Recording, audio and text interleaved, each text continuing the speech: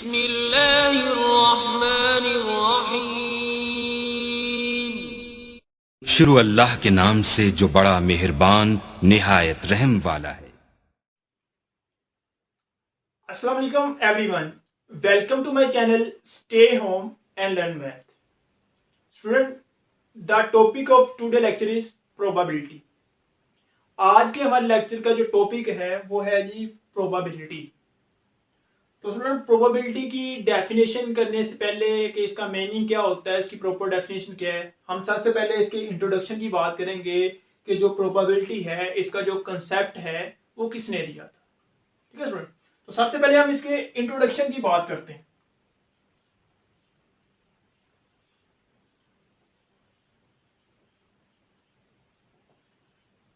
Introduction. तो student, अगर हम इसके इंट्रोडक्शन की बात करें तो प्रोबेबिलिटी का जो कॉन्सेप्ट है, टू फ्रेंच मैथमेटिशियन थे जिन्होंने इसका कॉन्सेप्ट दिया था। वो टू फ्रेंच मैथमेटिशियन कौन थे स्टूडेंट? Two French mathematician.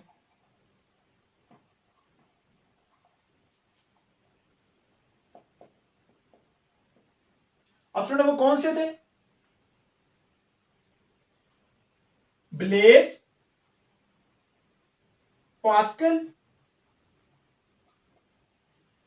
और सेकंड थे पेरी डी फर्मेंट।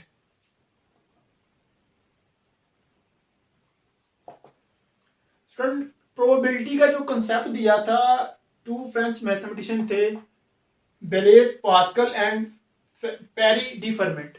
इन दोनों ने फर्स्ट टाइम जो है प्रोबेबिलिटी को इंट्रोड्यूस करवाया था।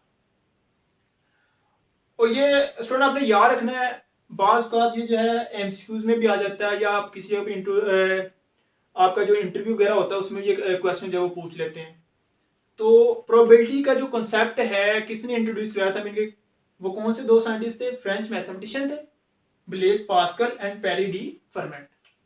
अब सुन, अगर हम बात करें प्रोबेबिलिटी की, कि प्रोबेबिलिटी का जो मीनिंग है वो क्या होता है, अगर हम बात करें प्रोबेबिलिटी की,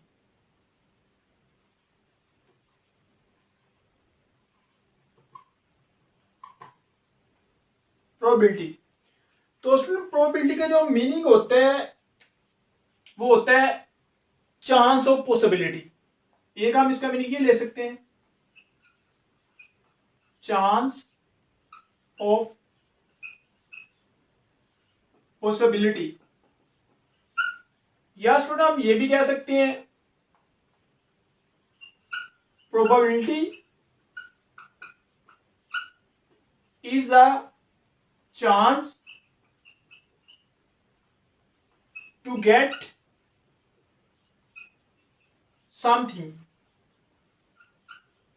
स्टूडेंट, प्रोबेबिलिटी का जो मीनिंग होता है वो होता है चांस ऑफ पॉसिबिलिटी, या possibility probability is a chance to get something. इसका मतलब क्या है कि कोई चीज होगी या नहीं होगी, कोई इवेंट हो रहा है, आप बता सकते वो होगा या नहीं होगा। क्या मुराद है इससे कि कोई इवेंट हो रहा है या नहीं हो रहा? स्टूडेंट, हम जिस वर्ल्ड में रह रहे हैं इसमें बहुत ज्यादा ऐसी चीजें हैं जिसके बारे में हम एग्जैक्ट जो है वो प्रिडिक्ट नहीं कर सकते कि ये चीज होगी या नहीं होगी। फॉर एग्जाम्पल, अगर आपके पास जो वेदर है वो खराब है, क्लाउडी है, अब मौसम जब खराब होते हैं, ठीक है, तेज हवाएं चलती हैं जिसे हम कहते हैं बादल वगैरह आ गए, अब आपके पास क्या होता है हर एक के माइंड में कि बारिश होगी या नहीं होगी। जब मौसम खराब है तो इसका मतलब ये नहीं है कि अब एग्जैक्ट बारिश होगी, मे भी ऐसा हो कि बादल हो कुछ देर बाद चले जाएं, बारिश होगी या नहीं होगी। आपका दो पॉसिबिलिटी होती है, जब भी क्लाउडी वेदर हो तो आपके पास क्या होती है, दो पॉसिबिलिटीज होती है, बारिश हो भी सकती है और नहीं भी हो सकती। आप एग्जैक्ट नहीं बता सकते कि बारिश होगी ही होगी।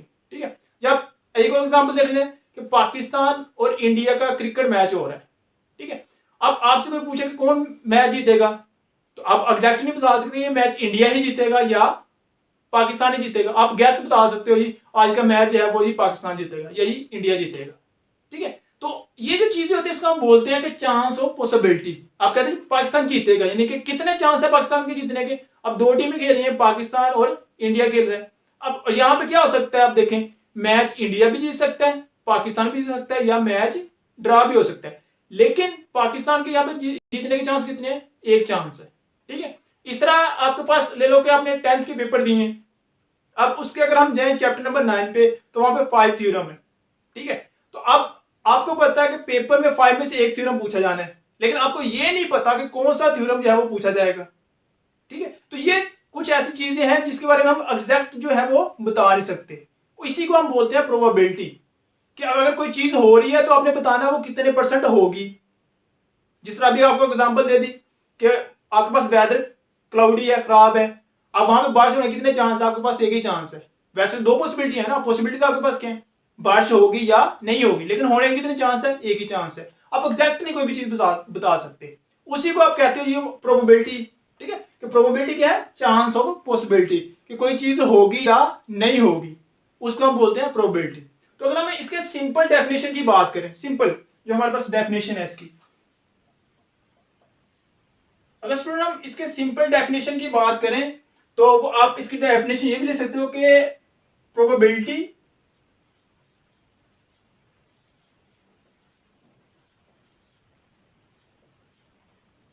Is a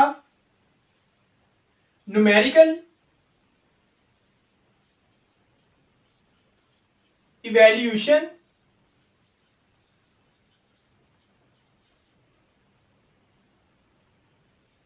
of that a particular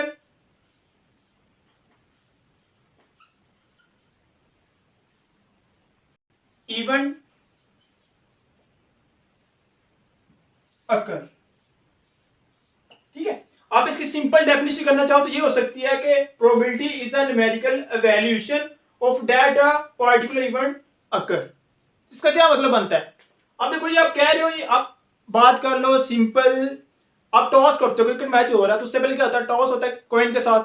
अब उस कॉइन में क्या होता है, आपके पास हेड होता है या आपके पास क्या होता है, टेल होता है। ठीक है, हेड को आप एक्स के साथ डिनोट करते हो या उसके दूसरे क्या होता है, टेल, और टेल को टी के साथ डिनोट करते हो। अब जब टास्क करते हो, अब देखो इवेंट कौन सा होने लगा है, यहाँ पे कह रहे हैं ना कि probability is a numerical evaluation of that a particular would अकर। ठीक है, कि एक जो इवेंट है वो अकर करेगा, आपने इसको न्यूमेरिकल इवैल्यूएशन बतानी होती है कि वो कितने परसेंट उसके चांस है आने के। अब टास्क हो रहा है, जब आप टास्क करोगे, अब कॉइन जो उसमें क्या होगा, आपके पास हेड होगा या टेल होगा, तो इवेंट आपके पास क्या आ गया, इवेंट बोलते हैं जो आप, इवेंट क्या है, टॉस है, आपने टॉस करते हैं। अब वो कहता है ये बताओ आपके पास हेड आने के कितने चांस है, यानी कि न्यूमेरिकल अपने वैल्यूएशन बताने के कितने परसेंट जो है वो चांस आएगा, चांस हेड आने के। अब देखो जब आप टॉस करोगे तो आपके पास पॉसिबिलिटी है हेड भी आ सकता है और टेल भी आ सकता है, लेकिन आपको क्वेश्चन क्या पूछा गया कि हेड कितने टाइम आएगा, तो आपके पास हेड जो है आने के कितने चांस है, जब एक बार टॉस करोगे तो हेड आने का एक ही चांस, तो आप कहोगे इसका चांस है 1/2, 2 में से 1% जो है वो आने का चांस है। टोटल पॉसिबिलिटी कितनी है, 2, हेड आएगा या टेल आएगा, लेकिन हेड आने कितने चांस है, एक चांस है। ये जो आप बताते हो कि हेड कितने टाइम आएगा उसको हम बोलते हैं न्यूमेरिकल इवैल्यूएशन। ठीक है, ये सिंपल इसकी डेफिनेशन है स्टूडेंट, कि probability is a numerical evaluation of that a particular event would अकर, कि जो इवेंट हो रहा है वो कितने परसेंट होगा, कितने टाइम होगा, आपको उसके बारे में जो बताते हो उसको हम क्या बोलते हैं, प्रोबेबिलिटी बोलते हैं। स्टूडेंट ये इसकी सिंपल डेफिनेशन की थी, प्रोबेबिलिटी की ये प्रॉपर डेफिनेशन नहीं है, इसकी कंप्रीहेंशन जो प्रॉपर डेफिनेशन है वो करने से पहले हम कुछ ऐसी टर्म को सीखेंगे जो प्रोबेबिलिटी से रिलेटेड है। उन टर्म को सीखना जरूरी है, जब तक आप वो टर्म नहीं सीखते आपको प्रोबेबिलिटी की जो डेफिनेशन है वो क्लियर नहीं होती। तो आइए प्रोबेबिलिटी की प्रॉपर डेफिनेशन करने के लिए, कंप्रीहेंसिव डेफिनेशन करने से पहले हम उन इवन क्या नाम है, उन टर्म्स को सीखते हैं जो प्रोबेबिलिटी से रिलेटेड है।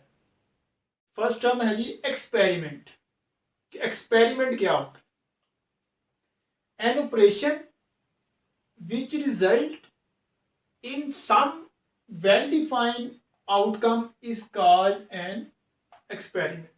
क्या मतलब है इसके, मतलब कोई भी हम ऑपरेशन करें और उसकी जो आउटकम्स आ रही हैं, ऑपरेशन में कोई भी हम काम करें और उसका जो रिजल्ट आएगा अगर वो क्या हो, वेल डिफाइन हो, कि हम उसके बारे में बता सकें, ठीक है, रिजल्ट क्या आना है, तो उसको हम बोलते हैं एक्सपेरिमेंट। देखो, एन ऑपरेशन विच रिजल्ट, कोई भी हम काम करें और उसका जो रिजल्ट है is some well defined outcome, वो क्या हो, वेल डिफाइंड हो। वेल डिफाइंड का मतलब क्या है कि हम उसके बारे में बता सकें, इज कॉल्ड एक्सपेरिमेंट। क्या मतलब इसका, देखो अभी हमने एक टॉस की एग्जांपल की थी, हम कहते हैं टॉस करना आपने, एक्सपेरिमेंट ऑपरेशन कौन सा करने लगे हैं ये आपने, ठीक है, आपने क्या करना है, टॉस करना है, ठीक है, टॉस करोगे कॉइन यूज होगा। अब ये जो आप ऑपरेशन करने लगे हो, टॉस करना है, इसके लिए कॉइन यूज होगा। अब कॉइन यूज होगा, जब आप टॉस करोगे तो क्या आएगा, या तो हेड आएगा या टेल आएगा, ठीक है। आप ये बता सकते हो कि जब आप टॉस करोगे तो उसमें क्या आएगा, हेड आएगा या टेल आएगा। तो ये वेल डिफाइंड क्या है, आप बता सकते हो, टॉस किया है उसमें पॉसिबल क्या आई आउटकम्स, हेड आई या टेल आई, तो आप इसके बारे में बता सकते हो। मीन ये क्या है, वेल डिफाइंड है, ठीक है। तो ऐसा ऑपरेशन जिसके बारे में हम बता सकते हैं उसके आउटकम्स के बारे में, उस ऑपरेशन को हम क्या बोलते हैं, एक्सपेरिमेंट बोलते हैं। नेक्स्ट है ट्रायल, कि ट्रायल क्या होता है, single performance of an experiment is called trial. मतलब जो एक्सपेरिमेंट हम सिर्फ एक बार करते हैं उसको क्या बोलते हैं, ट्रायल बोलते हैं। अब इसकी मैं सिंपल सी आपको एग्जांपल देता हूं कि अगर आपने, अगर टी की एग्जांपल ले लेते हैं, आपने चाय बनाना जो है वो सीखी है किसी से, आप फर्स्ट टाइम आप चेक करना चाह रहे हो मुझे चाय बनानी आई है कि नहीं आई, तो आप फर्स्ट टाइम क्या करते हो, चाय बनाते हो, ठीक है, वो चाय अब ठीक नहीं बनी, ठीक है, तो आप क्या करोगे, जब वो सही नहीं बनी तो आप क्या करोगे, दोबारा से उसको बनाओगे, फिर उसके दोबारा से बनाओगे जब तक वो सही बन नहीं जाती, ठीक है। तो चाय बनाने के लिए फर्स्ट टाइम आप कर रहे हो, परफॉर्मेंस कर रहे हो, ठीक है, क्या मैं ट्राई करने लगा हूं कि चाय मुझसे सही बनती है कि नहीं बनती, तो आपने फर्स्ट टाइम चाय बना ली, ठीक है, अब वो सही नहीं बनी लेकिन एक बार आपने कर ली, तो वो जो परफॉर्मेंस आपने किया वो क्या कहलाती है जी, एक्सपेरिमेंट कहलाती है। कोई भी काम जो आपने एक बार किया हो, ठीक है, वो बस क्या कहलाता है जी, एक्सपेरिमेंट कहलाता है, ठीक है। सॉरी, वो आपके पास क्या कहलाता है, ट्रायल कहलाता है। कोई भी एक्सपेरिमेंट आप जो कर रहे हैं वो क्या कहलाता है आपके पास, एक्सपेरिमेंट कहलाता है। या आपके पास क्रिकेट की एग्जांपल ले लें कि आपने क्रिकेट खेलना स्टार्ट की है, ठीक है, तो आप अब बॉलिंग करना चाह रहे हैं, आपको बॉलिंग करने नहीं आती, तो फर्स्ट टाइम बॉल फेंकते हो, तो आपने बॉल फेंकी तो आपसे सही नहीं फेंकेगी, इसका मतलब आपने एक परफॉर्मेंस कर ली है, वो जो एक टाइम किया है तो आपके पास वो क्या कहलाता है, ट्रायल कहलाता है। फिर आप क्या करते हो, बार बार उसको वही वे से करते हो तो आपको एक ना एक दिन जो है वो बॉलिंग करना आ जाती है। या सिलेक्शन होती है जब, ठीक है, तो उसमें भी ट्रायल होते हैं, आप ट्रायल देने जाते हो, एक बार ट्रायल दिया फेल हो गए, फिर उसको क्या करते हो, बार बार करते हो जब तक आप सेलेक्ट नहीं हो जाते, ठीक है। तो कोई भी काम जो आप सिर्फ एक बार कर रहे हो, सिंगल टाइम किया है, उसको हम क्या बोलते हैं, ट्रायल बोलते हैं। उसके बाद है random experiment, an experiment whose outcome can not be predicted with certainty. कहता कोई भी ऐसा एक्सपेरिमेंट जिसकी जो आपके पास आउटकम्स आ रही हैं उसके बारे में आप यकीनी तौर पर ना बता सके कि ये काम होगा इस पे, तो उस एक्सपेरिमेंट को आप क्या बोलते हैं, रैंडम एक्सपेरिमेंट बोलते हैं। इस तरह ये है ना, अभी हमने देखा आपके पास कि एक ऑपरेशन किया, ठीक है, उसमें आप बता रहे थे पॉसिबल आउटकम्स क्या आ रही है, ये आपने एक एक्सपेरिमेंट के नाम और आपको पता था कि इसमें हेड आएगा या टेल आएगा। लेकिन कोई भी आप एक ऐसा एक्सपेरिमेंट कर रहे हो कि आप उसके बारे में बता ना सके, यानी कि वो वेल डिफाइंड ना हो, आप बता ही नहीं सकते कि वो एक्सपेरिमेंट में कौन सी चीज आएगी, ठीक है, तो उस एक्सपेरिमेंट को आप क्या बोलते हो, रैंडम एक्सपेरिमेंट बोलते हो, ठीक है। सैंपल स्पेस क्या होती है जी, the set of all possible outcomes of a given experiment is called the sample space. क्या मतलब इसका, कहता कोई भी जो हम एक्सपेरिमेंट कर रहे हैं और उस एक्सपेरिमेंट करने के जो पॉसिबल रिजल्ट आएंगे उन सब का अगर हम एक सेट बना दे तो उस सेट को हम क्या बोलते हैं, सैंपल स्पेस बोलते हैं। क्या बात समझ जी, कहता है कि गिवन एक्सपेरिमेंट, कोई भी हम काम करें, एक्सपेरिमेंट करें, ठीक है, जब कोई काम करेंगे उसका क्या होगा, कोई ना कोई रिजल्ट आएगा, उसके कहता जितने भी रिजल्ट आएंगे पॉसिबल, अगर कोई काम करे उसका कोई ना कोई रिजल्ट आता होगा ना, वो जो रिजल्ट आ रहा है अगर हम उसको एक सेट में लिख दें तो वो जो सेट है वो क्या कहलाता है, सैंपल स्पेस कहलाता है। फॉर एग्जाम्पल हम कहते हैं जी एक मैच हो रहा है पाकिस्तान और इंडिया का, ठीक है, क्रिकेट मैच है जी, पाकिस्तान वर्सेस इंडिया। ठीक है, अब जब पाकिस्तान और इंडिया का मैच हो रहा होगा तो रिजल्ट क्या आएंगे? रिजल्ट को हम शो कर लेते हैं वो एस के साथ। ठीक है, जो भी रिजल्ट आएंगे उसको हम क्या करेंगे, इस सेट के अंदर लिख देते हैं। अब अगर पाकिस्तान और इंडिया का मैच हो रहा तो अब उसके रिजल्ट आने के क्या चांस होंगे?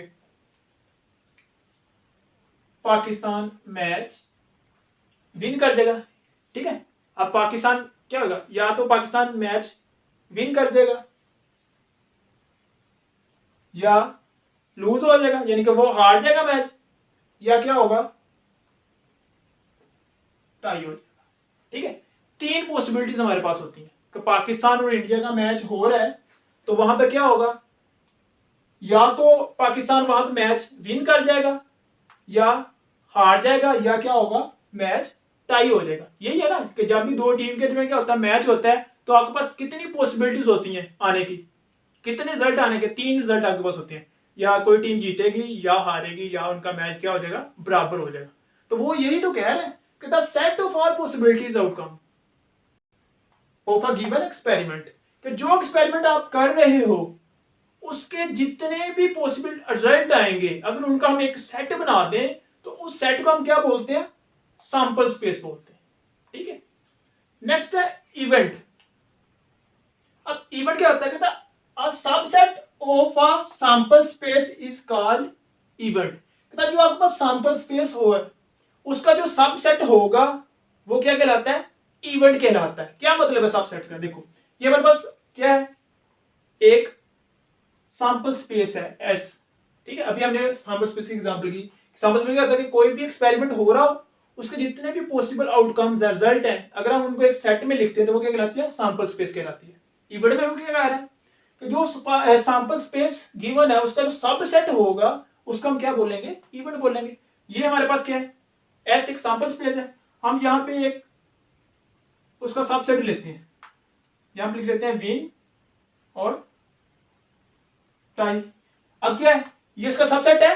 सबसेट की क्या डेफिनेशन है कि अगर किसी भी सेट के सारे एलिमेंट जो है वो किसी दूसरे सेट में कंटेन कर रहे हो तो वो जो सेट है जिसके एलिमेंट दूसरे सेट में कंटेन कर रहे हैं वो उसका क्या कहलाता है, सबसेट कहलाता है। इसका मतलब ई जो है वो सबसेट है किसका, जी एस का है। ठीक है, तो कहते हैं जो सैंपल स्पेस का सबसेट होता है उसको हम क्या बोलते हैं, इवेंट बोलते हैं। आगे हैं जी टाइप्स ऑफ इवेंट्स। ठीक है, अब हम डिफरेंट टाइप जो इवेंट्स के हैं उनको देखेंगे। तो फर्स्ट हमारे पास इसकी टाइप है म्यूचुअली एक्सक्लूसिव इवेंट। अब म्यूचुअली एक्सक्लूसिव इवेंट क्या होता है जी, कहता है let A and B are two events. कहता है ए और बी जो है वो दो इवेंट है किसके, अ सैंपल स्पेस एस। साथ हम इसकी एग्जांपल देखते हैं, आपके पास एस कोई भी ए क्या है, सैंपल स्पेस है। एग्जांपल हम साथ साथ देख लेते हैं इसकी एग्जांपल। हम कह रहे हैं एस आपके पास क्या है, ये एक सैंपल स्पेस है। तो सैंपल स्पेस हम वही ले लेते हैं, एक्सपेरिमेंट कौन सा जी, मैच है जी पाकिस्तान का। ठीक है, तो उसमें कितनी पॉसिबिलिटीज थी आपके पास, विन और टाई। ठीक है, ये हमारे पास एक सैंपल स्पेस है। ठीक है, कोई भी एस उसके अंदर ये थ्री रिजल्ट है, विन लॉस और टाई। कहता है ए और बी जो है वो क्या है जी, टू इवेंट है सैंपल स्पेस एस के। अब इवेंट की डेफिनेशन में क्या बड़ी है कि सैंपल स्पेस का जो सबसेट होता है उसको हम क्या बोलते हैं, इवेंट बोलते हैं। तो हम इसके टू इवेंट ले लेते हैं, एक इवेंट ए और इसके अंदर हम कह देते हैं जी आपके पास है विन, और एक इवेंट हम ले लेते हैं बी, उसके अंदर हम लेते हैं टाई, मैच टाई हो गई। ठीक है, एक सैंपल स्पेस है एस और दो उसके क्या है, इवेंट है ए और बी। कहता अब ये जो दोनों इवेंट है then the event A and B are said to be. कहता ये जो दोनों इवेंट है वो म्यूचुअली एक्सक्लूसिव इवेंट होंगे इफ दे आर डिसजॉइंट। कहता है ए और बी जो है आपके पास क्या होंगे, म्यूचुअली एक्सक्लूसिव इवेंट होंगे अगर वो दोनों क्या होंगे, डिसजॉइंट। वर्ड यहाँ पे देखो यूज हो रहा है डिसजॉइंट का। डिसजॉइंट का मतलब क्या होता है कि अगर हम उन दोनों इवेंट का क्या लें, इंटरसेक्शन लें और वो आपके पास क्या है, एम्प्टी है, तो अगर एम्प्टी आता है तो फिर हम कहेंगे वो जो दोनों इवेंट है वो क्या है, म्यूचुअली एक्सक्लूसिव है। तो ये हमने एक सैंपल स्पेस एस ली, ये दो इवेंट। अब इसका हम इंटरसेक्शन फाइंड करते हैं। ठीक है, ए इंटरसेक्शन बी। अब इंटरसेक्शन में लिखते हैं दोनों में जो एलिमेंट कॉमन हो वैल्यूज, दोनों में कोई भी कॉमन नहीं है, इसका मतलब क्या आ जाएगा, एम्प्टी आ जाएगा। ठीक है, तो इसका मतलब ये क्या होगा, ए और बी जो है वो क्या हो गए, म्यूचुअली एक्सक्लूसिव इवेंट हो गए। नेक्स्ट है equally likely event. The two event A and B of a sample space S are said to be equally likely event। कहता दो इवेंट है A और B एक सैंपल स्पेस S के, वो इक्वली लाइकली इवेंट कहलाएंगे if each one of them has equal number of chances of occurrence. अगर दोनों जो इवेंट है उनके अकरेंस के क्या हो, नंबर ऑफ चांसेस क्या हो, सेम हो। ठीक है, इसकी भी एग्जांपल देखो, एग्जांपल से आपको इजीली समझ आ जाएगी। टॉस हुआ है, ठीक है, अब टॉस हुआ है तो उसकी सैंपल स्पेस आपके पास क्या है जी, हम क्या टॉस होगा या तो हेड आएगा, ठीक है, या आपके पास क्या आएगा, टेल आएगा। ठीक है, अब कितनी पॉसिबिलिटीज होगी, नंबर ऑफ चांसेस में कितने हो गए आपके पास, यानी क्या नंबर ऑफ 2 है, या तो हेड आ सकता है या टेल आ सकता है। अब दो इवेंट हम ले लेते हैं, एक में लिख लेते हैं हम हेड को और एक में हम लिख लेते हैं टेल को। ठीक है, एक सैंपल स्पेस भी आ गया एस, हेड टेल जिसमें है, दो इवेंट भी आ गए और बी। अब क्या कहा था उसने, ये दोनों इवेंट है वो इक्वली लाइकली इवेंट हो गए अगर दोनों के अक्रस का जो चांस है वो क्या हो, इक्वल हो।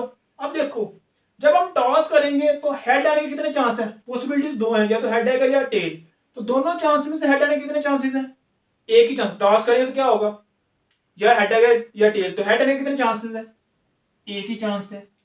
इस तरह टेल आने के कितने चांसेस है, वो भी एक ही चांस है। तो दोनों के दो में से देखो, हेड का भी दो में से आने का चांस एक है और टेल का भी दो में से आने का चांस एक है, यानी कि दोनों के जो नंबर ऑफ चांसेस है अक्रस के वो क्या है, सेम। इसका मतलब ये दोनों इवेंट क्या हो गए, इक्वली लाइकली इवेंट हो। नेक्स्ट है जी सिंपल इवेंट। अब सिंपल इवेंट क्या होता है, कहता है if an event only contain one element of sample space then it is called simple event। कहता अगर आपके पास कोई भी एक ऐसा इवेंट है जिसके अंदर जो है सिर्फ एक ही एलिमेंट है सैंपल स्पेस का, तो उस इवेंट को हम क्या बोलेंगे, सिंपल इवेंट बोलेंगे। फॉर एग्जांपल हम यहाँ पे एग्जांपल भी साथ साथ कर लेते हैं इसकी। देखो हम कहते हैं हमारे पास एक सैंपल स्पेस है जी 1 2 3 4 5 और 6।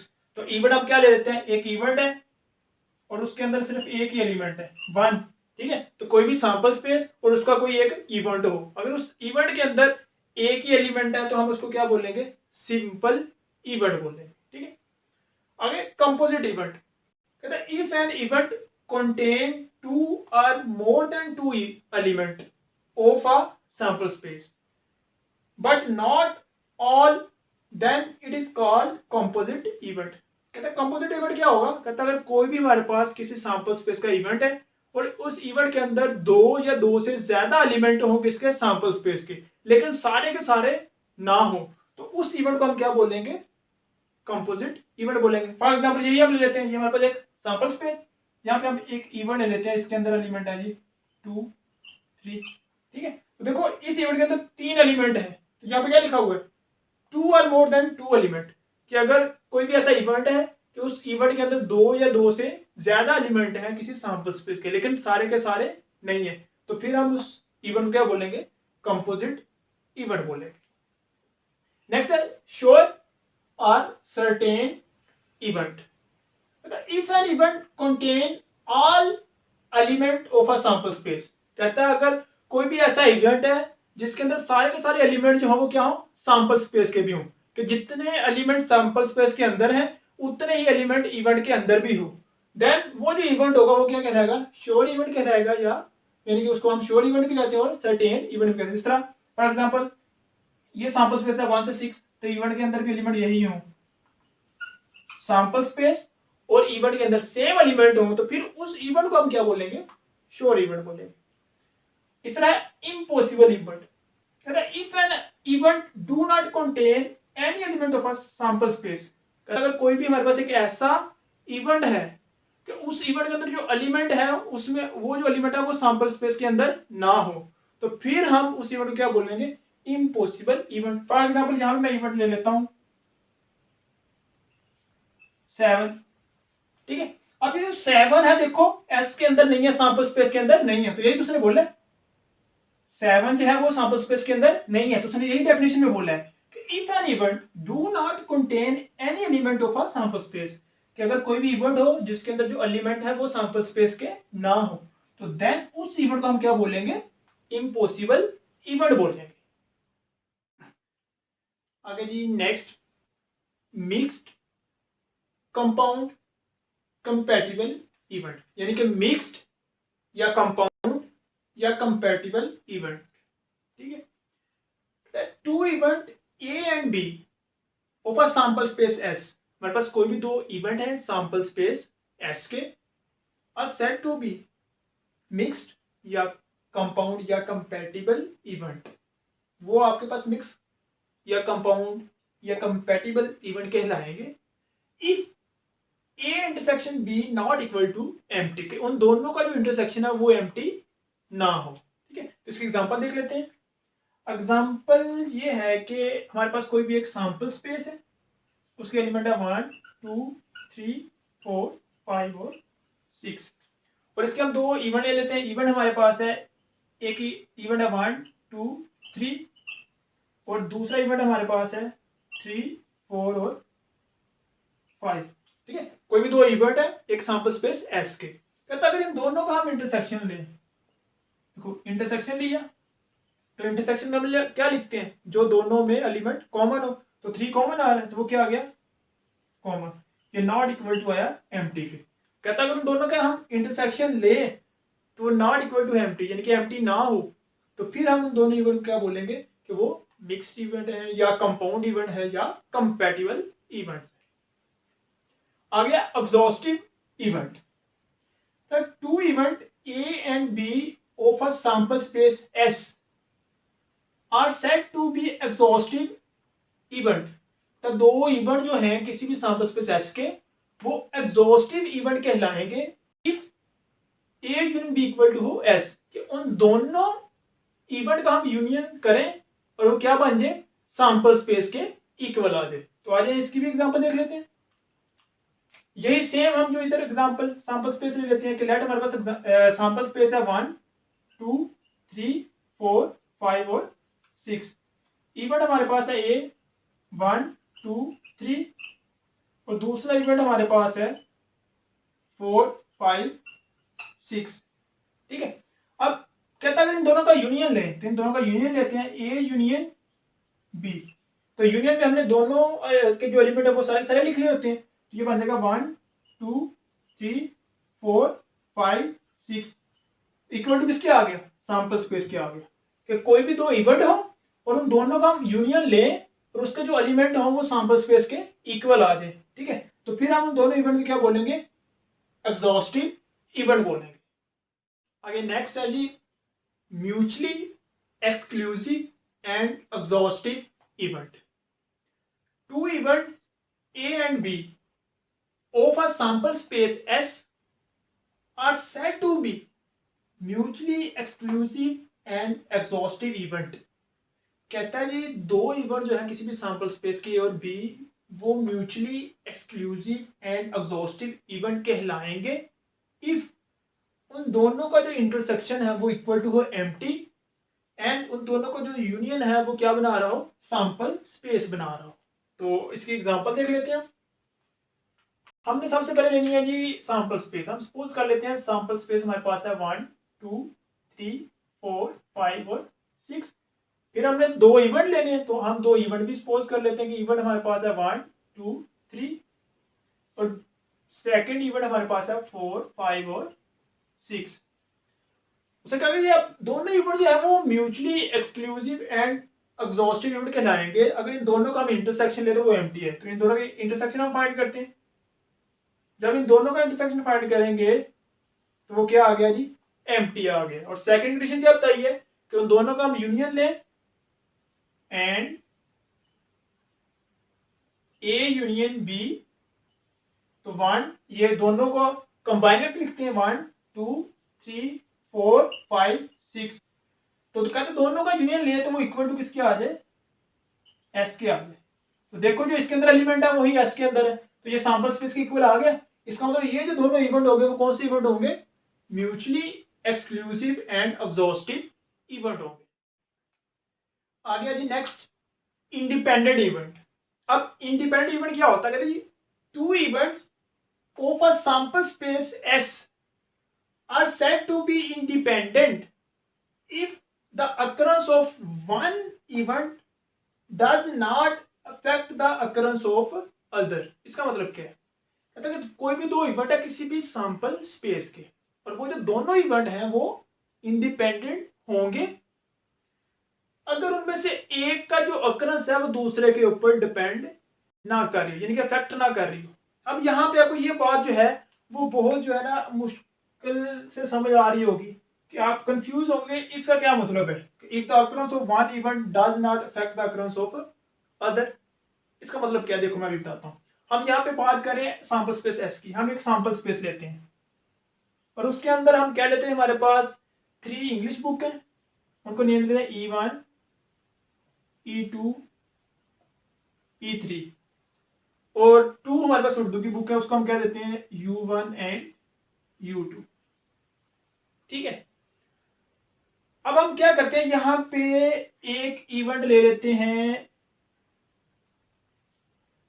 E1 बुक का। ठीक है, E1 जो है ये इंग्लिश की बुक है टोटल। ठीक है, आपने डिफरेंट नाम दे दिया कि E1 एक इंग्लिश बुक है, एक E2 है इंग्लिश की बुक। हम यहाँ पे इंग्लिश ही कहते हैं, एक इंग्लिश बुक की बात कर रहे हैं। यहाँ पे इंग्लिश बुक की E1 है, E2 है, E3 है। ठीक है, 3 इंग्लिश बुक है और 2 उर्दू की बुक है। अब यहाँ पे हम इवेंट ले रहे हैं। एक इवेंट है हमारे पास A इक्वल टू E यानी कि इंग्लिश बुक, और A हमारे पास दूसरा इवेंट हम ले लेते हैं उर्दू बुक का। अब हम क्या करते हैं? यहां में से क्या करता हूं? एक इंग्लिश की बुक जो है, ठीक है, एक इंग्लिश की जो यहां से बुक है मैं उसको निकाल लेता हूं बाहर। इस सैंपल्स में से मैं क्या करता हूं? एक इंग्लिश की बुक को निकाल लेता हूं बाहर। जब मैं यहां से इस इंग्लिश की बुक को बाहर निकाल लूंगा तो फिर अंदर सैंपल स्पेस के अंदर कितनी बुक्स रह जाएंगी? 4। एक बुक बाहर चले गई तो अंदर कितनी रहेगी? 4। 2 इंग्लिश की और 2 उर्दू की। और मैं कहता हूं जी बताओ इंग्लिश बुक के आने के कितने चांसेस हैं? ठीक है, कि इंग्लिश बुक के आने के कितने चांसेस हैं, कितनी प्रोबेबिलिटी है, यानी कितने आने के चांसेस हैं। तो आप देखो इंग्लिश बुक की बात करते हैं, इंग्लिश बुक आने के कितने चांसेस है?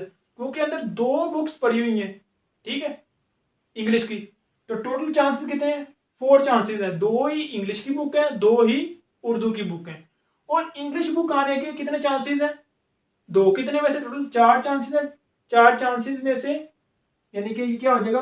4/2। इंग्लिश बुक जो है वो आने के चांसेस कितने? हाफ चांसेस है। 5 आपके पास टोटल क्या थी?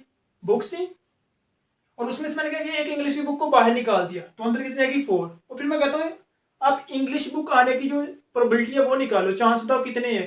तो 4। जब अब 4 चांसेस हैं, 2 इंग्लिश बुक के, 2 उर्दू के, तो इंग्लिश बुक आने के कितने चांसेस है? वो 2, यानी 4 में से 2 चांसेस है वो इंग्लिश बुक के आने के।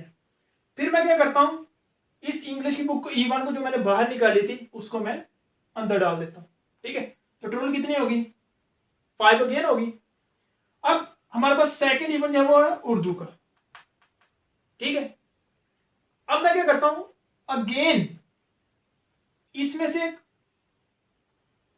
उर्दू की जो बुक है उसको बाहर निकाल देता हूं। ठीक है, उर्दू की बुक को मैं बाहर निकालता हूं, U1 को बाहर निकाल देता हूं। ठीक है, जब मैं U1 को बाहर निकालूंगा तो हमारे पास कितनी बुक रह जाएंगी? टोटल 4 बुक ही रह जाएंगी। तो फिर उर्दू बुक के आने के कितने चांस होंगे? अब देखो एक उर्दू की बुक मैंने बाहर निकाल दी, अंदर रह गई 3 इंग्लिश की बुक और एक उर्दू की। इसका मतलब उर्दू बुक आने के कितने चांस होंगे? 1 कितने में से? आउट ऑफ 4 में से। ठीक है, तो देखो जो इंग्लिश का इवेंट हो रहा था, ये इवेंट हो रहा था, उसमें भी टोटल 4 पॉसिबिलिटी थी, और जब हमने बी की बात की तो इसमें भी कितनी पॉसिबिलिटी थी? 4 पॉसिबिलिटी थी। तो दोनों में कोई भी जो है सैंपल स्पेस के ऊपर इफेक्ट नहीं पड़ा। ठीक है, तो यही वो कह रहा है कि अगर कोई भी आपके पास 2 इवेंट हो और एक का जो अकरेंस है वो दूसरे के ऊपर इफेक्ट ना करे, ठीक है, तो उसको हम बोलते हैं इंडिपेंडेंट इवेंट।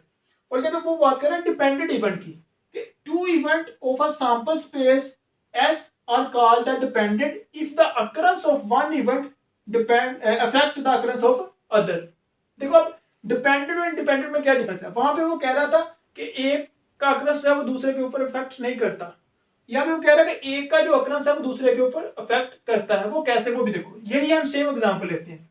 हमारे पास सैंपल स्पेस है E1, E2, E3, E4, E3, U1, U2, ठीक है। अब यहां में से मैं क्या करता हूं, अगेन कोई E1 लेता हूं, उसमें E1 बुक है, और यहां में से मैं क्या करता हूं, B हमारे पास है, इसमें U, ये बुक है, इसमें इंग्लिश की बुक है E1 में, इसमें उर्दू की बुक है। वही एग्जांपल यहां पे हमने क्या किया था, यहां से मैं एक इंग्लिश की बुक को निकाल देता हूं बाहर। जब यहां से मैं एक इंग्लिश की बुक को बाहर निकालूंगा तो टोटल कितनी बुक्स रह जाएंगी? 4 रह जाएंगी, 2 इंग्लिश की और 2 उर्दू की। फिर मैं कहता हूं E1 इंग्लिश का है, तो बताओ इंग्लिश बुक आने के कितने चांसेस हैं? तो टोटल अंदर कितनी है? 4 बुक्स। 4 बुक्स में से 2 बुक्स जो है वो आने के चांसेस है, ठीक है। अब मैं बात करता हूं, अब देखो इस जो इंग्लिश की बुक मैंने बाहर निकाली थी, अब मैं उसको अंदर नहीं डाल रहा। इसमें हमने क्या किया था कि जो इंग्लिश की बुक बाहर निकाली थी उसको दोबारा अंदर डाल दिया था। अब यहाँ पे मैंने क्या किया कि यहां से एक इंग्लिश की बुक को बाहर निकाला था, अंदर रह गई 4 बुक, और मैंने कहा कि बताओ इंग्लिश बुक आने के कितने चांसेस हैं? तो वो हुए 2 चांसेस थे टोटल 4 में से। अब यहाँ पे मैंने इंग्लिश बुक को अगेन अंदर नहीं रखा, टोटल कितनी बुक्स रह गई हैं? 4 बुक्स अंदर। अब मैं कहता हूँ बी बुक के चांसेस, अब क्या करना है, मैं यहां से एक उर्दू की बुक भी बाहर निकाल लेता हूँ, उसको मैंने अंदर नहीं डाला। अब मैं यहां से क्या करता हूँ, उर्दू की बुक को भी बाहर निकाल लेता हूं, जिस तरह यहां पे किया था हमने, उर्दू की बुक को बाहर निकाल लिया था। अब जब मैं उर्दू की बुक को बाहर निकालूंगा तो टोटल कितनी बुक्स अंदर आ जाएंगी? 3, ठीक है ना। देखो पहले हमने क्या किया, एक इंग्लिश की बुक बाहर निकाली, तो फिर हमने कहा कि बताओ इंग्लिश बुक आने के कितने चांसेस है। जब हमने एक इंग्लिश की बुक बाहर निकाल ली तो टोटल अंदर कितनी बुक्स थी? 4 बुक्स, 2 इंग्लिश की और 2 उर्दू की। तो इंग्लिश बुक आने के 2 चांसेस है, कितने में से? 4 में से। अब इस E1 को मैंने अंदर नहीं डाला, अंदर 4 ही बुक्स हैं। अब उसमें से हमने U1 को बाहर निकाल लिया। अब मैं कहता हूं बताओ उर्दू बुक आने के कितने चांसेस हैं? जब यहां से U1 को मैं बाहर निकाल लूंगा तो अंदर कितनी बुक्स रह जाएंगी? 3। इसका मतलब 3 में से 1 चांसेस है वो आने के, किसके? उर्दू के। अब देखो इसमें अफेक्ट कर दिया, इस इवेंट ने उसके इवेंट के ऊपर अफेक्ट कर दिया। यहां पे सैंपल स्पेस कितनी थी?